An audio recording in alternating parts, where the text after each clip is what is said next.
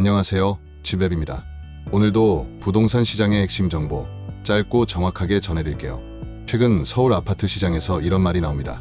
한국인은 집 못 사는데 중국인은 오히려 서울 집을 싹쓸이한다. 7월 한 달 동안 외국인 주택 매수가 역대급으로 늘어난 가운데 특히 중국인의 부동산 매수량이 최고치까지 치솟았습니다. 대체 어떤 현상이 벌어지고 있고 앞으로 시장은 어떻게 달라질까요? 오늘은 2025년 7월 서울 부동산에서 벌어지는 중국인 매수 현상과 그 파장을 깊이 있게 살펴보겠습니다. 2025년 7월 1일부터 24일까지 서울에서 아파트, 오피스텔, 다세대, 연립주택 등을 매수한 외국인은 총 135명으로 집계됐습니다. 그중 무려 65명이 중국인이었고 전체 외국인 매수의 48%를 차지했습니다. 저월보다 오히려 비중이 늘어난 것이고 특히 서울의 전체 부동산 거래량이 절반 이하로 급감한 가운데 외국인, 그 중에서도 중국인 매수세는 오히려 살아있다는 점이 이번 시장의 최대 화두로 부각되고 있습니다. 중국인 매수는 서울 구로구 15명, 금천구 8명, 영등포구 7명 이렇게 일부 지역에 집중되어 나타나고 있습니다. 이들 지역은 상대적으로 서울 내에서 저렴한 편이거나 실수요와 임대 수요가 꾸준한 곳이어서 중국인 투자자들이 특히 선호하고 있는 모습입니다.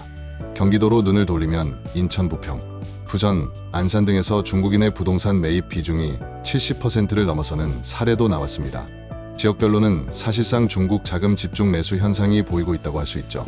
6월 27일부터 시행된 대출 규제로 한국인 실수요자들은 최대 6억 원까지만 대출이 가능하고 다주택자는 신규 대출이 금지됐습니다. 또 실입주 의무까지 강화돼 국내 투자자는 사실상 규제의 벽에 막혀 있는 상황이죠. 그런데 중국인 등 외국인은 해외 자금이나 현금 구매가 주를 이루면서 이런 국내 대출 규제를 직접적으로 받지 않고 있습니다.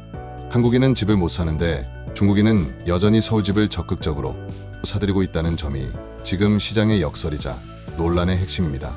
서울시도 중국인 등 외국인 부동산 매입을 더 이상 두고 볼 수 없다는 입장입니다. 불법 행위 단속을 강화한다고 했지만 실제로 규제의 실효성엔 의문이 많습니다. 국회에서는 외국인 주택 매수 시 사전허가제, 3년 이상 실거주 의무 등 각종 법안이 발의되고 있습니다. 하지만 실제로 제도 변화까지 이뤄질지는 지켜봐야 합니다. 일부 시민들은 한국인은 대출 규제에 막혀 집을 사기 어려운데 외국인은 여전히 투자용으로 집을 산다며 사회적 불공정과 역차별을 문제 삼고 있습니다. 단기적으로 보면 중국인 등 외국인 매수가 서울 일부 지역의 집값 하락을 막아주는 역할도 할 수 있습니다. 하지만 이런 현상이 장기화될 경우 시장 불균형과 역차별 논란이 커질 수밖에 없습니다. 정부와 국회는 한국인 실수요자의 주거 안정과 시장 균형을 위해 추가적인 규제를 검토할 가능성이 있습니다. 동시에 외국인 투자 활성화의 필요성도 함께 고려해야 하는 상당히 복합적인 상황입니다.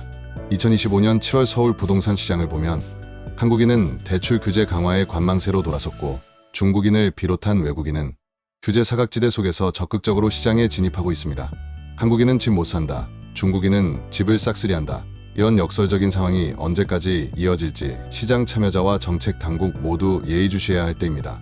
지금 서울 집값, 그리고 지역별 외국인 투자 트렌드가 중장기적으로 어떤 결과로 이어질지 꼼꼼히 지켜보는 것이 필요해 보입니다. 오늘 내용이 도움이 되셨다면 좋아요와 구독 부탁드립니다.